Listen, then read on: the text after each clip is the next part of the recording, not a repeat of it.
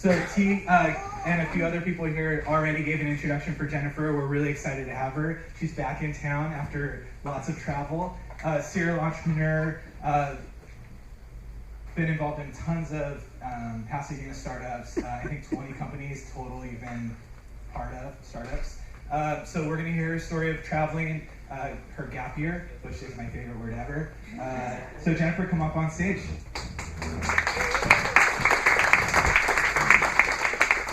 Hi everyone. It's really exciting to see this because I started going to the IP Coffee Meetup back when Andy started this, and it was like literally 10 of us at Jones Coffee Shop, like sitting around and having coffee in the morning. We weren't really sure where it was going to go, and now I think this is basically startup church. So, and we have a whole other generation that we're mentoring. I tell Tyrone all the time I'm already going to start investing in Apex because I think his startup's going to be the next big unicorn. So definitely, hit him up, try to invest in that kid because I think he's onto something. So a little bit about me. I'm Jennifer Chang, as you guys have heard, and my presentation, Eat, Pray, Startup, is about, actually I need to push play. It looks like, all right. So this presentation, Eat, Pray, Startup, is about my recent trip around the world. I just got back a month ago, and while I was traveling, I noticed that I used entrepreneurship as a way to connect with places and people. There's people all over the world right now that are doing basically the same thing that we're doing here, getting together, sharing ideas, and trying to come up with kind of the next big innovative thing. And so just kind of meeting all these people, I started to realize, wow, I'm so fortunate and privileged to have this experience. And I really wanted to be able to bring back something that I could share with my local community here. And so I came up with this, and the title I thought was pretty appropriate because people are always telling me I'm wandering around doing Eat, Pray, Love. But it's not because I got divorced, no man screwed me over. It's really more about my interest in really understanding how the world is changing and developing. And so I'm going to share some of my fun little stories and tidbits that I picked up along the way. And I hope this helps you guys kind of understand the world better, and also helps you understand kind of our role in the larger global ecosystem as Americans and as entrepreneurs. And so a little bit about my background, as Mike mentioned, I have been in the startup world now for over a decade. I've been involved in over 20 ventures as a co-founder, executive, advisor, consultant, and so on. There's a lot of companies out there, so you're able to go through them pretty quickly. I've been involved in raising over 10 million in venture capital, and I've been involved in deploying over 70 million. So all the companies that I've worked for have raised a collective of 70 million that we burn through and hopefully create some value out of. In regards to the community here in Pasadena, I was introduced to the Pasadena community when I was working at Idea Lab, which I think is just a fantastic institution and really on a level of its own. As someone that's been around the world and checked out a lot of things. I was the founder of TechSparks, which was the first Innovate Pasadena collaborator. And I've been working with Innovate Pasadena over the years. And including in 2014, I conducted the first Innovate Pasadena census, and so I had the opportunity to really dive into this community, talk to the leaders, and really find out what is happening, what is needed, and really just have loved this community. I consider it my home, and I'm really excited to present to you guys today. So, as I mentioned, I didn't mention, but this was my second trip around the world. So the first one was in 2007, and I was 24 years old, and it was that classic 20-something, going around the world, trying to learn more about myself, self-discovery type of thing. And I think it really worked because a couple of years later, I joined my first startup in 2009, and it really felt to me like I finally figured out what I was meant to do in this world. Right? I really enjoyed the experience. But of course it failed. And I went through a couple of failures. I was homeless at one point. I got an MBA. I literally bumped into Steve Jobs at Apple.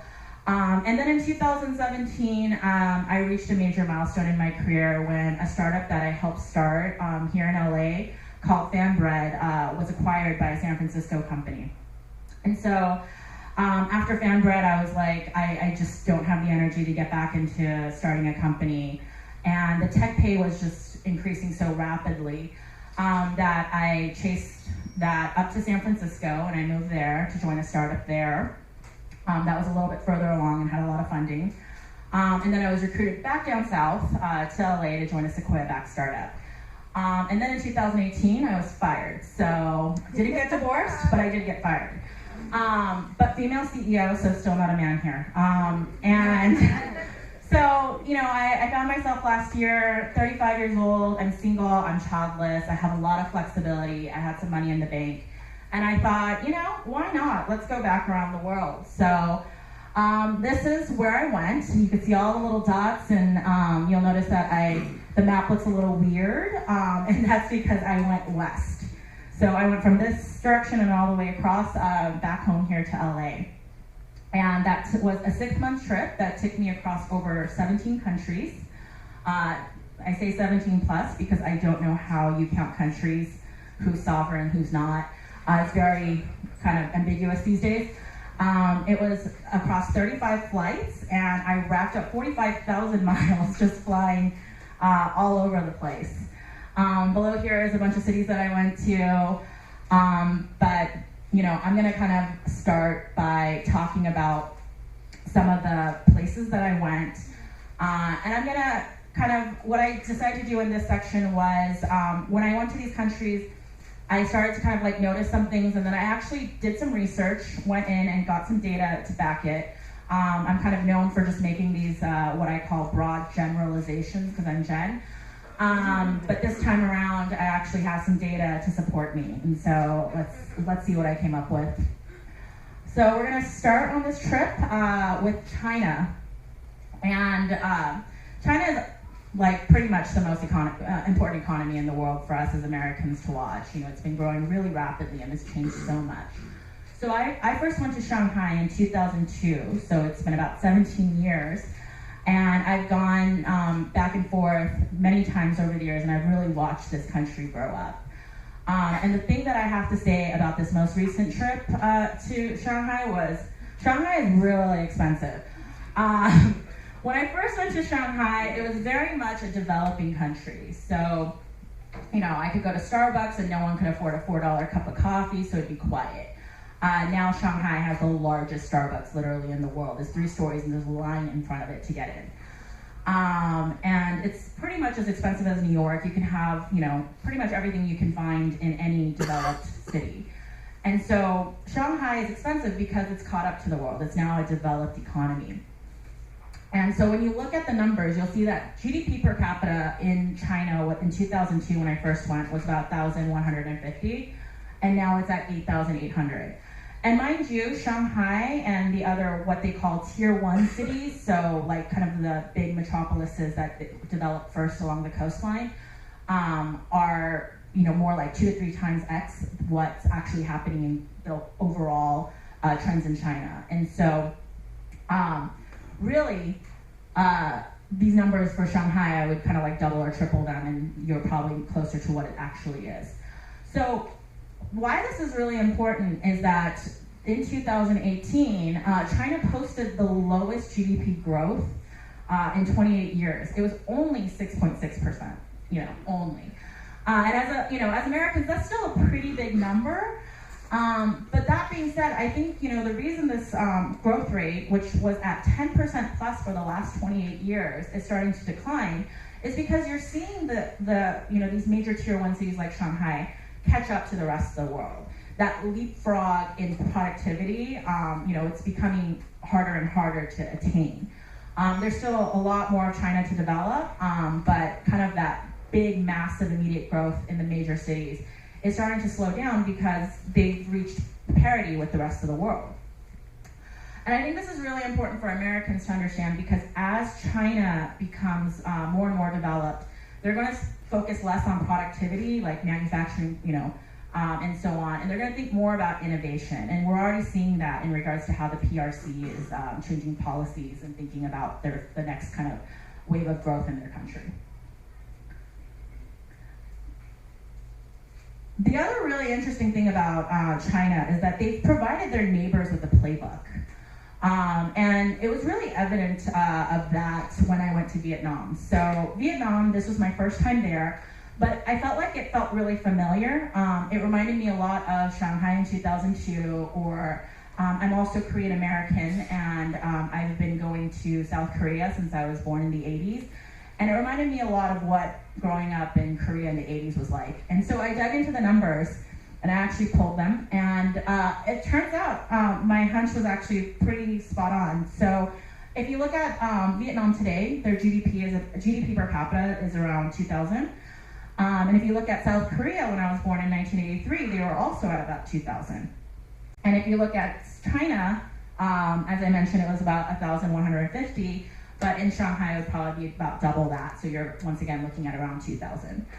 And then you see the annual growth rates. I was actually really shocked to see this about South Korea. I had no idea it grew that rapidly. I experienced it, but you also kind of just get so used to it.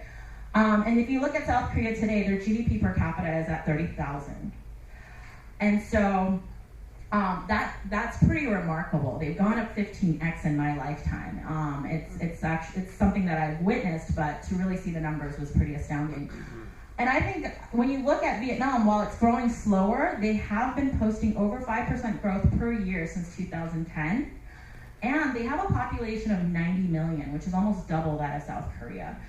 And so it's basically, like, what I saw about this was that the world is really changing. There's these economies that are emerging so rapidly. And as entrepreneurs, I think it's important to not discredit the opportunities in those countries. While Vietnam is still relatively poor, it's growing rapidly. And as I saw with China, this growth happens really rapidly. And a lot of the startups that I talked to actually in Korea were telling me that their fastest growing market was Vietnam, which is pretty surprising to them as well. And now we're gonna continue west along my journey, and we're gonna go to India. So India is definitely a country to watch. Like China, it has a massive population, 1.3 billion. But unlike China, it's a completely different beast. And so the real unique thing about India is the fact that of their 1.3 billion population, 53% of them are under the age of 25. And that's compared to the US, which is only at 33% of our population is under the age of 25. And China is at 30%, largely due to their one-child policy. And so I don't want to be ageist, but the fact is I don't think the economy is going to grow that much if a bunch of 6-year-olds learn how to code. Really, this next generation of talent is going to come from the youth. And when you look at the numbers, you see that India has the largest population of young people in the world. And it's entirely undeniable that that's really where we're going to have to focus our energies in developing talent. In 2017, India surpassed the US in the number of software engineers, and as you can see, the numbers are exponentially growing. They just have the most software engineers, and say what you can, what you want about quality, but you just can't beat them on volume. And the really interesting thing that I found about India as well was the fact that they have multi-generational talent. So the economies that I traveled through up until that point, which was most of East and Southeast Asia, the startup thing is very new there. Whereas in India, they've had the advantage of the fact that they were a major outsourcing center for the last 30 or so years for US and European companies. That being said, all the young people I was talking to, they weren't really talking about the US. They were all talking about this company called Flipkart, which, if you didn't know, is a local Indian e-commerce platform that Walmart bought at a $22 billion valuation.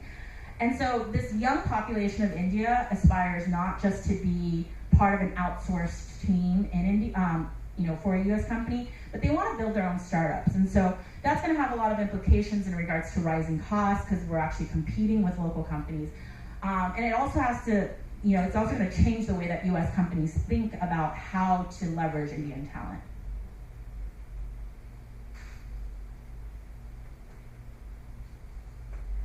All right, and then we're going all the way west to the UK.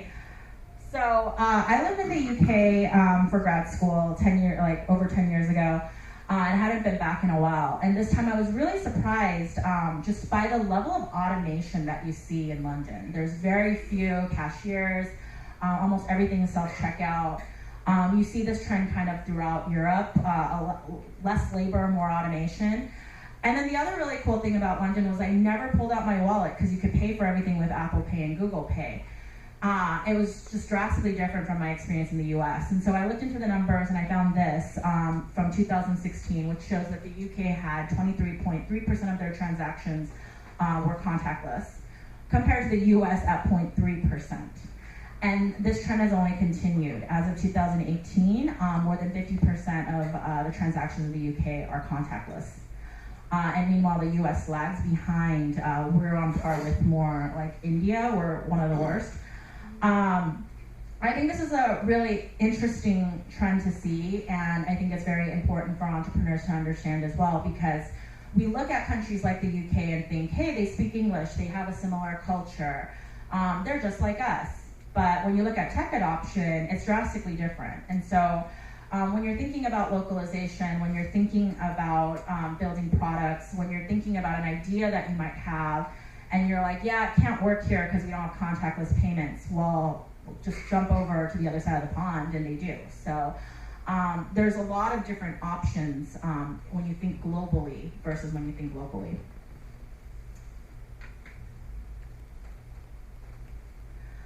So now I'm going to talk about some of the people that I met along this journey, and I met a lot of really interesting people. It's just really encouraging to go around and discover that there's this type of entrepreneurial activity happening all over the world. It really shows you that we are all more alike than you would think. But I'm going to highlight some of the people that I met that I think are they're representative of some of the the major trends that I see happening around the world. And I think they give us interesting case studies on what we can do here locally as well. So I'm going to start with South Korea and talk about Primer. So Primer is an accelerator. It's the #1 accelerator in South Korea. It's been around the longest. And I stole this slide from someone else, but I really liked it because I think this is what's happening. So Primer was started by Douglas Kwon, who is second from the right in this chart. And what this chart is trying to show is, while South Korea has had a very powerful history in tech, it's been very short. And a lot of it has really been led by major conglomerates like Hyundai and Samsung versus startup entrepreneurs. And so they don't really have this kind of ecosystem of kind of senior tech talent to mentor the next generation the way we have here in the US, and the way that we have here, particularly in Pasadena, I think has been, just multiple generations of talent mentoring each other, teaching one another. That doesn't really exist yet in most of the world. That being said, there are a handful of very successful tech entrepreneurs that have emerged in South Korea, and they've starting funds and accelerators to mentor the next generation. And so this slide kind of just shows a bunch of them, but you'll notice that there's like 4 arrows pointing into Primer, and that's because Primer was the first one. Douglas Kwon is a serial entrepreneur who had a lot of success in fintech back in the 90s and early 2000s. And I think around 2011, he put some of his money as well as, kind of rounded up some friends to start this fund, Primer. In order to invest in Primer, he requires that you earn the money yourself as an entrepreneur, and you have to have a minimum size exit, and you have to participate not just as an investor, but you actually have to help mentor this next generation. It's like you're not allowed to sit here. It's a very exclusive little bunch. And it's been very successful. They've had a ton of companies come through, and it's just kind of, you're seeing this like at a micro level, what you see in the US around angel investing and kind of trends like the PayPal mafia. But I think this is a really interesting case study in showing us that what we have in the US is really unique, and I think it is what fueled a lot of our innovation. And other countries around the world are really trying to replicate it, and you're starting to see that impact now in their local ecosystems. And then we're gonna go a little south to Singapore, the home of the crazy rich Asians. And we're going to talk about Open Space Ventures. So Open Space Ventures is a VC fund, early stage VC in Singapore. And they're best known for their investment in Gojek. Gojek is Indonesia's like Uber, but it's on scooters versus cars because the traffic's so bad. And it's a super app. You can get food on it, you can get medication, you can kind of get everything done on Gojek. And the company is now worth $10 billion, and Open Space invested in its Series A. So they've done pretty well on that investment, and so they've been able to raise another $135 million fund to continue investing into Southeast Asia. Southeast Asia, as I mentioned, with Vietnam, Vietnam is rapidly growing, and it's not just unique to them. A lot of other countries in the region are growing rapidly as well, like Indonesia and Thailand and so on. Southeast Asia represents 640 million people across 11 countries, each of them with their own unique culture, government, and most of them speak different languages. And so VC funds like Open Space in Singapore, where there is really no local startup opportunity because the population is just too small to sustain real market growth, they're seeing a massive opportunity in being kind of the center of activity for the rest of Southeast Asia. And so they have a really unique challenge, though, that in addition to investing in these companies, they want to capitalize on the market opportunity, but because this region is just emerging so recently, there just isn't really that talent base there. And so you don't have entrepreneurs who've gone through multiple exits and know what they're doing. And as a result, the way that Open Space has decided to address this is that they have an in-house team of engineers, marketing, HR, and so on, so that they can deploy into their portfolio companies to help with some of more of the functional aspects of starting a business. And so that reminds me a lot of Idealab here and how they kind of started out in the 90s as being an incubator that also had all these services for startups. As Americans are getting more and more savvy, that has become less and less necessary. But in places like Singapore, they still really need that. And you see here, there's a picture of the team, and it's a global team, and actually one of the guys is from Pasadena. Funny enough, I ended up in a meeting with him, and it's like, where are you from? LA. And it turns out he also worked at Idealab, so it is a tiny, tiny, tiny world. And an example of how you see like this in application, in 2015 when I went to Indonesia, I tried to use Gojek, and the app crashed, it was horrible, it barely worked, and I just got frustrated, gave up, and like ignored it. And then last year, I was back in Indonesia, and I actually thought, hey, let's try this again. And it worked amazing. Once I talked to Open Space, I found out the problem was the Indonesian engineers that were working on this just didn't understand how to scale the architecture to be able to take on just the volume of transactions they were getting. And so when Sequoia ended up investing in Gojek, Open Space and Sequoia worked together and actually helped Gojek acquire an Indian dev shop so that they could outsource their engineering to India, and now the app actually works. And so, all right. And speaking of which, we're gonna go to India next, which is basically the home of talent, right? In India, I also visited another accelerator in Hyderabad called T-Hub, and I was invited there by the founding CEO, Jay Krishnan. The really interesting thing about T-Hub is that it's a private-public partnership, and so it's a collaboration between the Telangana government, one of the states of India, along with the local academic institutions, domestic and foreign corporations, and then the startup entrepreneurs like Jay Krishnan. And it's pretty amazing to see that all these different entities have come together, and they've built India's largest startup accelerator. It's a massive, massive space. And I think it's really encouraging to see that. Kind of when I went into India, one of the things that I recognized was I thought the American government was dysfunctional, and then I started talking to Indians, and they're like, don't even get me started. Like, you guys have no idea how bad it can get.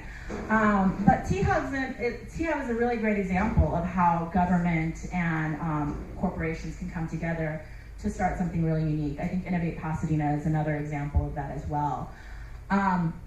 So T-Hub has been open since 2015. They've had hundreds of startups come through. I think they're going to reach about 1,000 this year.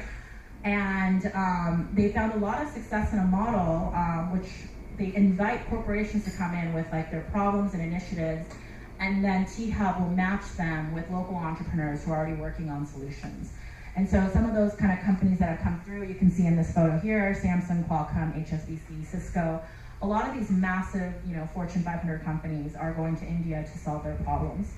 And so there's definitely something going on if, these companies are turning to India for their talent.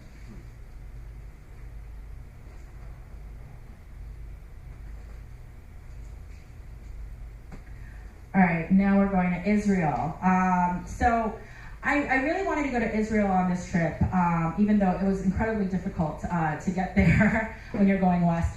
And the reason for that was I read Startup Nation, and if you haven't read it, I definitely encourage you to read it. So Israel is by far one of the most innovative economies in the world. It's always ranked right after Silicon Valley. And I think, it's a tiny country, 8 million people, very young, not much of a, history in corporate environments or anything. But they have more startups per capita than anywhere else in the world, which is pretty remarkable. And having visited Israel, I think a lot of it has to do with just how well organized they are. And so I'm going to talk to you about the Israeli Innovation Authority, which is an independent organization. So they operate separately, have their own kind of goals and plans, but they're publicly funded by the Israeli government. And their funding is tied to a series of metrics that monitor entrepreneurship and innovation in the country. And they're comprised of a bunch of different divisions. They don't just work on startups. They have a startup division, growth division, infrastructure, manufacturing, and so on. And in particular, they have an international collaboration team that focuses on partnerships and connections with the rest of the world. Israel only has 8 million people. They just can't sustain growth with that population. So startups from Israel always have to think about global from the minute they start. And so I met with people on that team, and you can learn more about them on their website. And then I'm gonna go to what I call Nomad Life and talk to you about a really cool little business that I found along my journey called Tribe Theory. So I'm sure you've heard about this trend of digital nomads, people who quit their first world jobs and they're traveling around the world and having these glamorous adventures that they post on Instagram and make you all jealous at work. And so Tribe Theory is capitalizing on this trend. They've opened a bunch of hostels all over the world. I went to their locations in Singapore, Yangon, and Bangalore, and so they're just rapidly expanding. They've been around only a year, and they already have 6 locations. And it's a place that you can go, live, work, hang out, meet a lot of other like-minded people. I met some really great people there that were interested in entrepreneurship from all over the world. And so if you ever want to do a trip like mine, I would definitely check them out, and you can learn more about them on their website as well.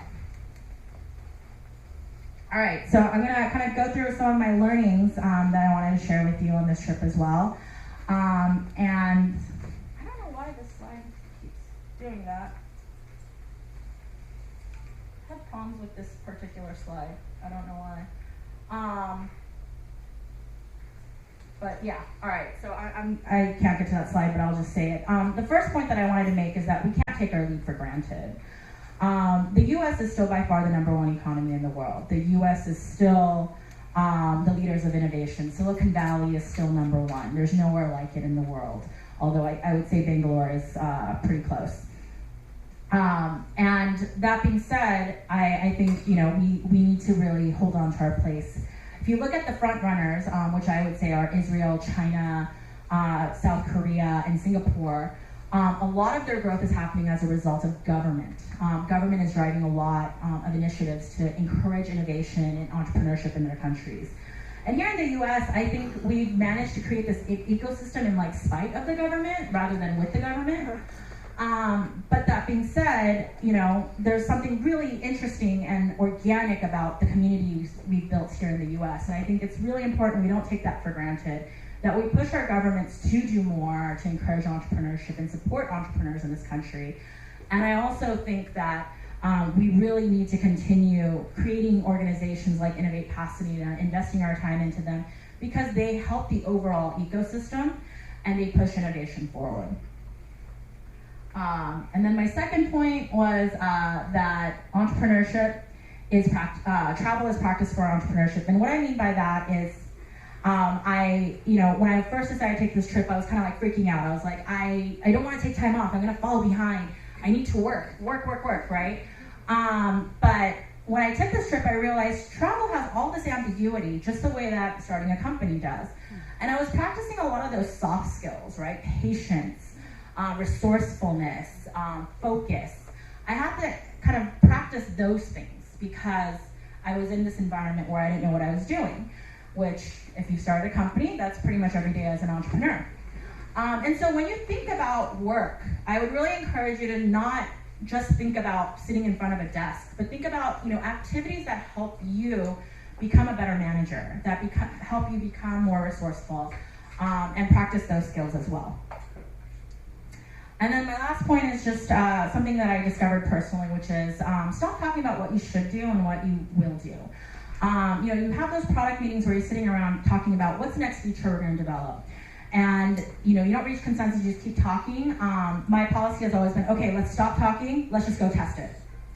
And I realized that's actually a philosophy for life as well. I was trying to think like, what do I want to do next? I don't know. I got a company from start to exit that had been like my goal for 10 years. Like I just want to get from start to exit. And once I did that, I was like, I don't know what I want to do next. And so, you can talk to friends, you can analyze, you can pro-con. And I realized the best thing to do is just start doing. And so if you ever end up in a situation where you're talking about should, stop and just start putting together an action plan. And so that's just kind of some life advice for all of you. And thank you for coming out. And my email is up here because I forgot business cards. Thank you, Jennifer. That was amazing. Lots of countries and not a lot of time. So I'm going to open up to Q&A. I'll pass the microphone to John. This is a great time to ask Jennifer about things she learned, global economy, startup life. Not a great time to tell us a story about your travel adventures to Israel. So here you go, John. Thanks, Mike. Great talk, Jennifer. Really enjoyed all of the information that you gave about your travel and the insight of all the places that you visited, all the people that you met and talked to. Question I have is, what is their impression of the U.S. in terms of entrepreneurship and technology and innovation? Yeah. You can talk a little about that. I mean, like I said, we're still the leaders, right? We're still, USA. Silicon Valley had a 50-year head start. We are ahead. We have the most unicorns. We have Google, Facebook, and Amazon, and Facebook, and so on, right? So countries still look to us as aspirational. We are still, they are looking to us for that case study, and they are trying to copy what we did and implement it in their own way in their countries. And so, like I said, I think we are still kind of at the forefront of innovation. It's just that I think we really need to not take that leap for granted. Jennifer, right here. So, great speech, by the way. And I wanted to understand, taking a trip around the world, how did you decide where to go and where not to go? Because there's a lot of dots. Obviously, you can't go everywhere. So, how did you make that determination? Yeah, so I've had some of it planned before I went, and that was just like a function of I'm going to spend Christmas in Singapore, and I have to be at my grandmother's 90th birthday in Seoul. But a lot of it I just kind of also winged as I went. Like I just bought tickets as I went. Some of it was just like, hey, you need to go meet this person over here. And I'm like, sure, why not? I can get on a plane. A lot of it was also just guided by flights, like kind of what was available, direct flights. So when I mentioned that Israel was really difficult, I found out that going west, it's really hard to get there because they're not friends with a lot of their Western neighbors. And so it made it really difficult to kind of move in that direction. And that kind of confined my trip. It was kind of why I couldn't go to a lot of Middle Eastern countries, just because they aren't very well connected. Over here. Jennifer, thank you. My name is Eric Heidi. Really appreciate you talking about India and how entrepreneurs there are now looking towards Flipkart as a model.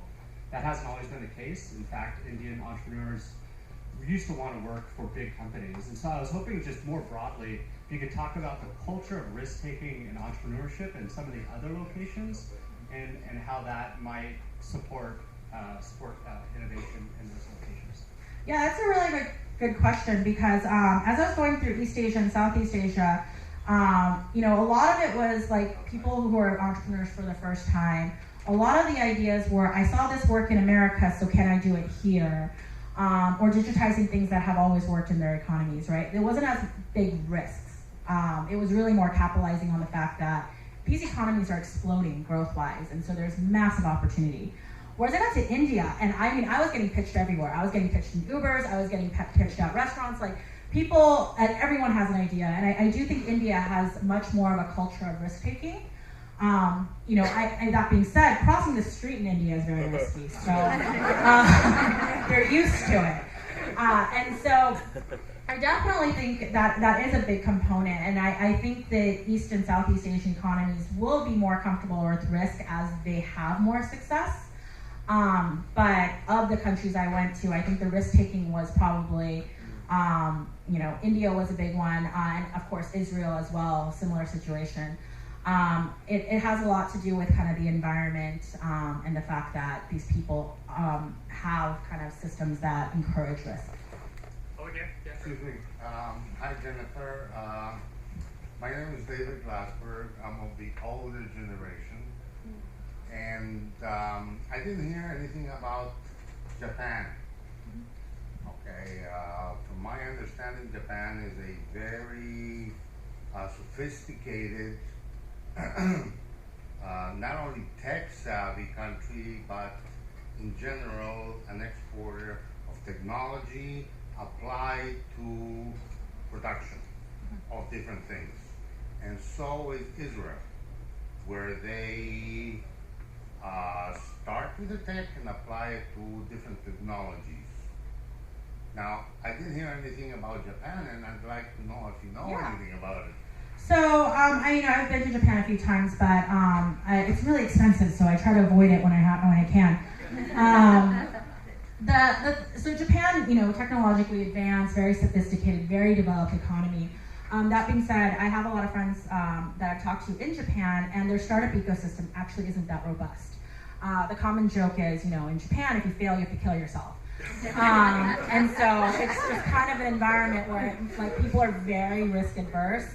It doesn't tend to really kind of spark a lot of entrepreneurial kind of people. And so there isn't a lot of activity happening there. There's some, I have a friend who is part of a really fast growing Japanese startup. But there just isn't a substantial amount of activity that I felt really compelled to go there. Part of it's also the fact that they have a declining population. That being said, they're really obsessed with how to address that. They need more automation. AI is a huge focus of Japanese companies out there because they're realizing they're gonna have no one to hire in 30 years.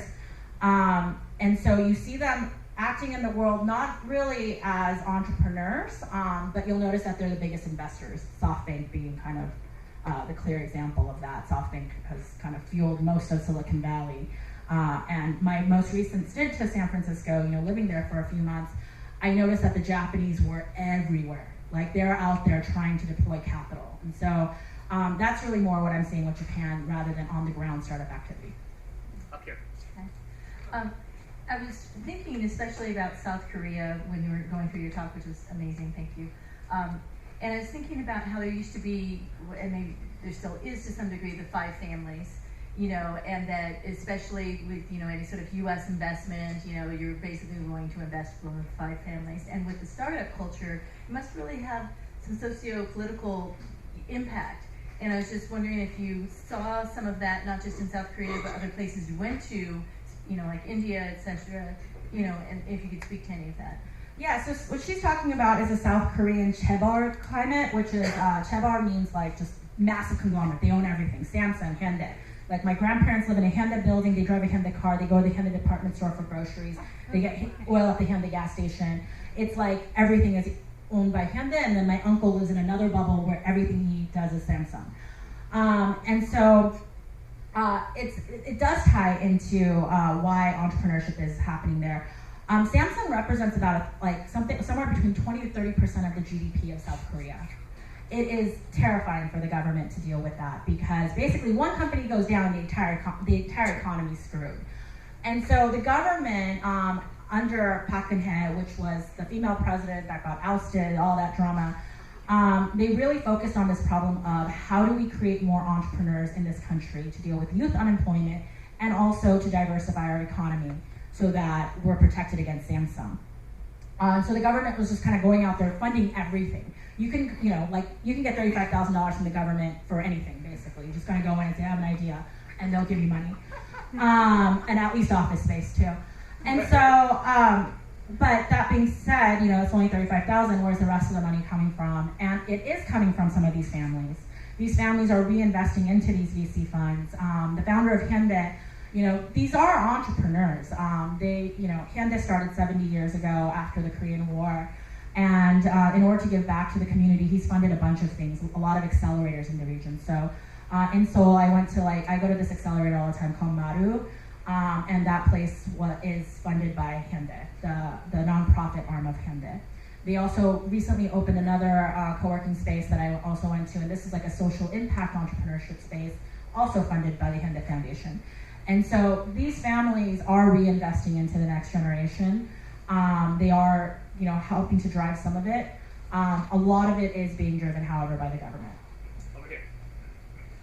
Great presentation, Jennifer, thank you. Pat Holmes, Passing the Angels. I was stunned by the slide on contactless payments and how far behind we are, and which is a separate question of how we bridge that gap. But in general, what kind of products or services or apps did you see that we should be working on here? In other words, copy from these other places and bring into the U.S.?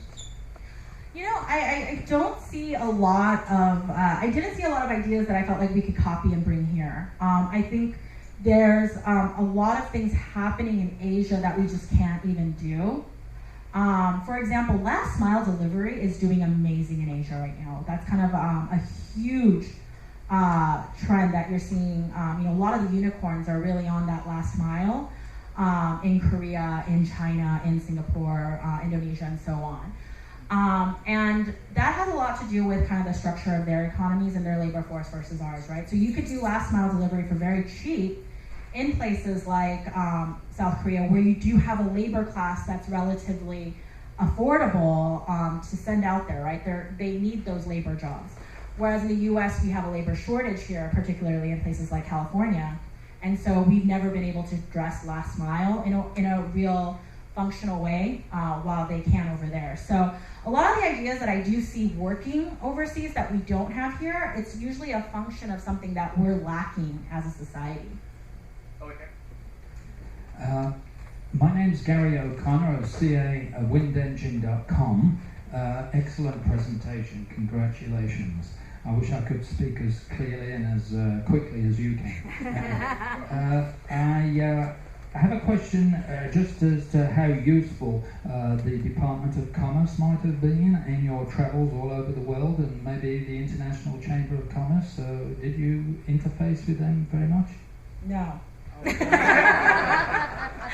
I did not at all. And that's what I'm saying. Like, I got to Israel and I was like, what? You guys have like an organization, you just go there? Everywhere else I was going around like looking for people. I was going to events. I was reaching out to like the one person I know there, or a friend might know one person there, and then kind of linking through that. I didn't go through any of our government channels overseas.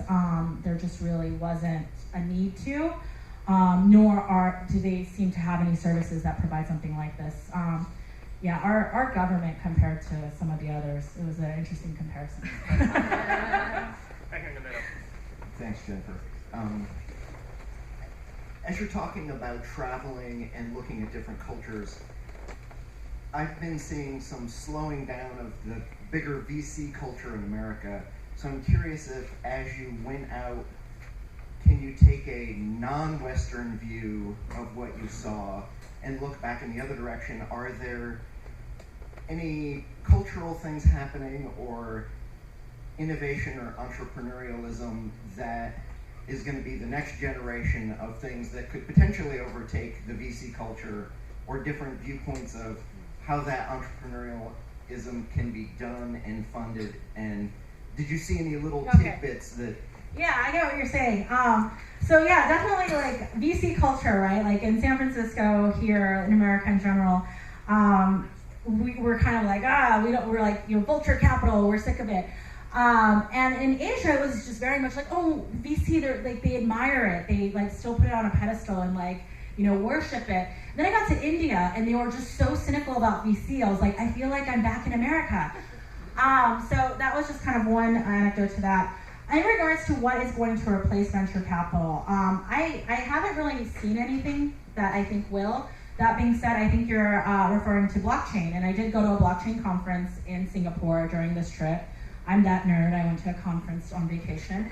And, you know, so I got to kind of see what was going on. It was Singapore is one of the biggest kind of like hubs for blockchain activity. The government's one of the few that are supporting this trend and this technology.